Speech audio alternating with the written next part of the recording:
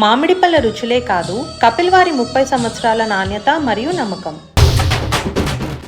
ఇప్పుడు ఒకింట్లుండే అన్నదమ్ములైనా ఆల్మగలైనా అయ్య కొడుకులైనా లేకపోతే ఒకటే ఆఫీస్లో పనిచేసే ఒకటే డిపార్ట్మెంట్ వాళ్ళైనా ఒకటే దేశపోళ్ళైనా ఇట్లా ఒక్క టీంలో ఎక్కున్నోళ్ళు ఎవ్వలైనా అందరూ ఒకటే మాట మీద ఉండాలి కదనుల్లా.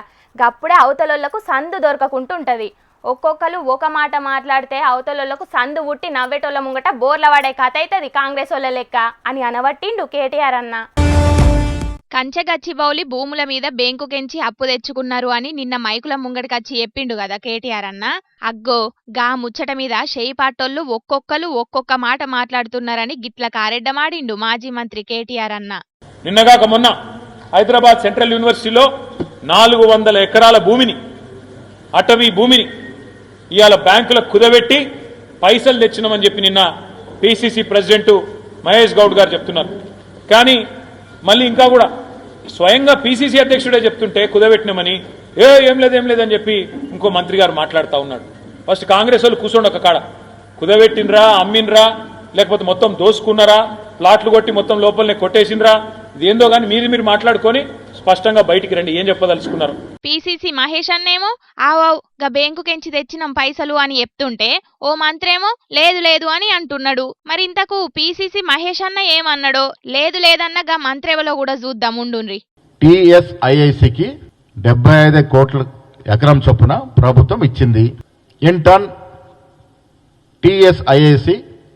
ఐఐసి బ్యాంక్ ద్వారా ఐసిఐసి బ్యాంక్ ద్వారా 10,000 కోట్లు ఈ ల్యాండ్ బాండ్స్ రూపంలో తీసుకొచ్చింది.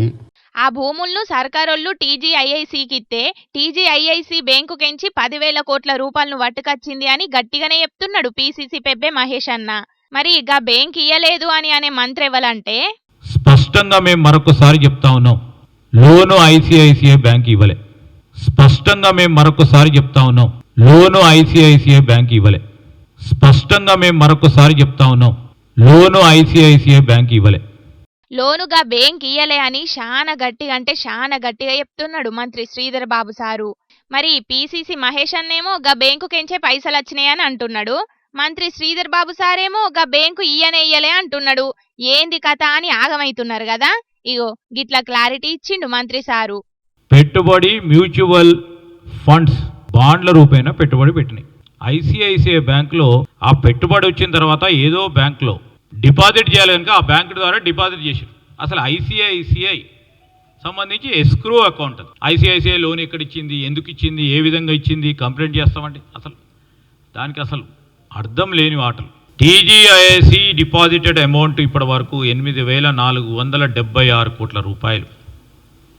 దీన్ని ఉపయోగించుకోవటం ప్రత్యేకంగా రైతుకు సంబంధించిన సంక్షేమం, రైతన్నను కాపాడాలనే ఒక ఆలోచనతో రుణమాఫీ విషయంలో 2,146 కోట్ల రూపాయలు, రైతు భరోసా కింద 5,463 కోట్ల రూపాయలు, సన్న బియ్యానికి సంబంధించిన బోనసు 947 కోట్ల రూపాయలు, మొత్తం 8,557 కోట్ల రూపాయలు ఈరోజు తీసుకున్న బాండ్ రూపేణ వచ్చిన డబ్బులు ఖర్చు పెట్టే కార్యాచరణ చేసుకుంటూ పోతూ 10,000 కోట్ల రూపాయలు వచ్చినాయని పిసిసి పెబ్బే మహేష్ అన్న చెప్తే బాండ్ల రూపంలో గా బ్యాంకుకెంచి 8,476 కోట్ల రూపాయల పైసలు వచ్చినాయి టీజీఐఐసికి అని మంత్రి శ్రీధర్ బాబు సారి చెప్తున్నాడు.